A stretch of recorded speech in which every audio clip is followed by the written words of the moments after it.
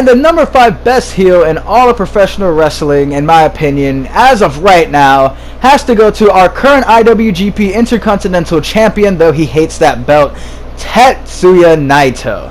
Now, Tetsuya Naito is absolutely awesome. He is so unique, so charismatic, and so excellent that most people won't even believe you when you tell them that just a couple of years ago, he was actually being pushed as the top babyface in the company to much of the fans' disdain. Because of that, it led him to get exercised to Mexico, where he started working with La Sombra, now known as Andrade Cien Almas, in the stable Los Ingobernables. In this time, Naito became what he is now. He improved inside the ring, on the mic, and most importantly with his charisma and personality. He came back to New Japan a new man, not giving a single damn what anybody said.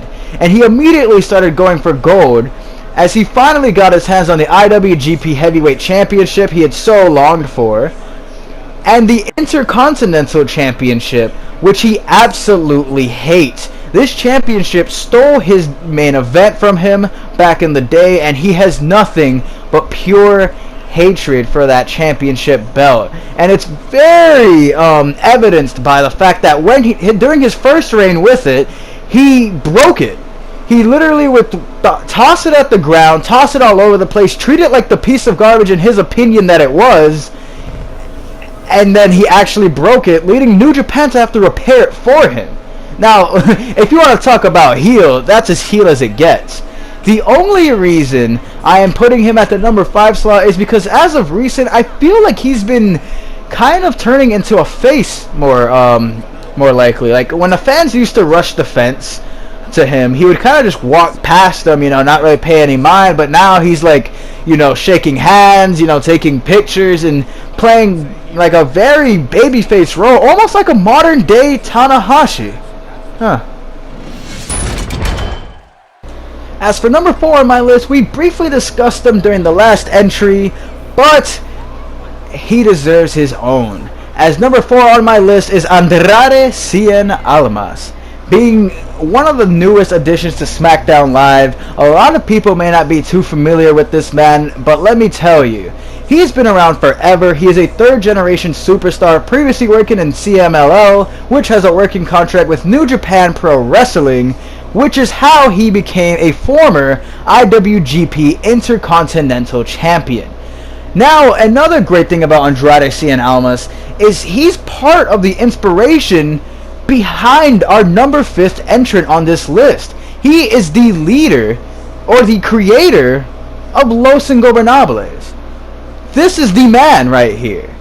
Nothing but pure arrogance, nothing but pure excellence. He plays the Latino heel to the T, and I'm loving every moment of it. And I believe so is everybody else. His NXT Championship reign was phenomenal, and even the way he lost it to Aleister Black was great, as it was a very strong showing from possibly one of the best competitors in the game to date.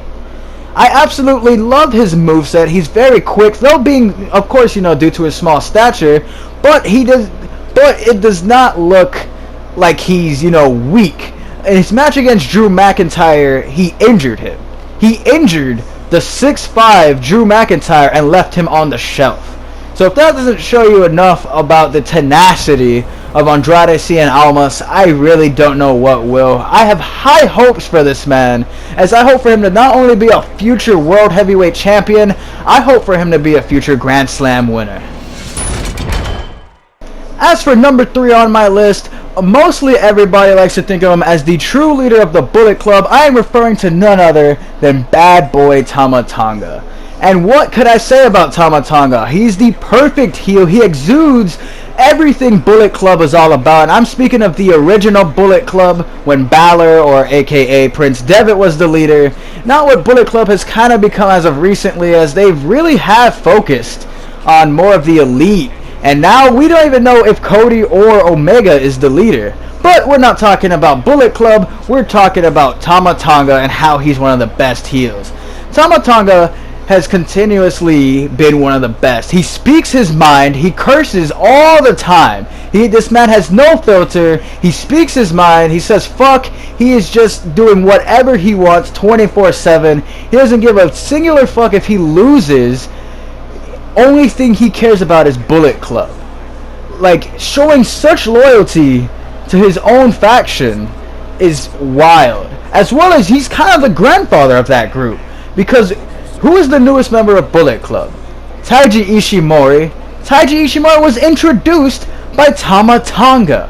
Tama Tonga has continually been such a staple for the Bullet Club that to deny that he is in fact one of the best heels in the world, you're just out of your mind.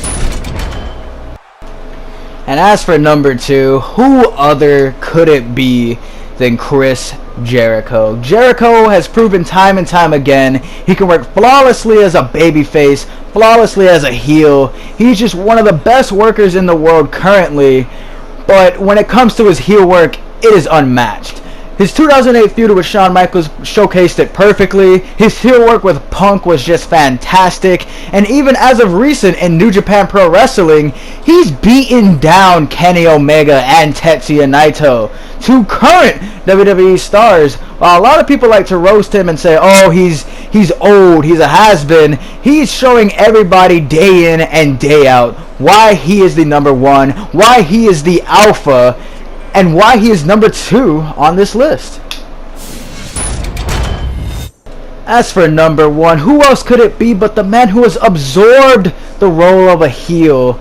The Sicilian psychopath Tommaso Ciampa. He's shown his heel work in the past, but nothing, and I mean nothing, like he has in this Johnny Gargano feud. This feud has been declared one of the best in ages, even receiving, even though I don't like talking about these too much, yes, it received a 5-star at TakeOver New Orleans. So Tommaso Ciampa has proven that he is one of the best in the world, and I don't see this man becoming face anytime soon.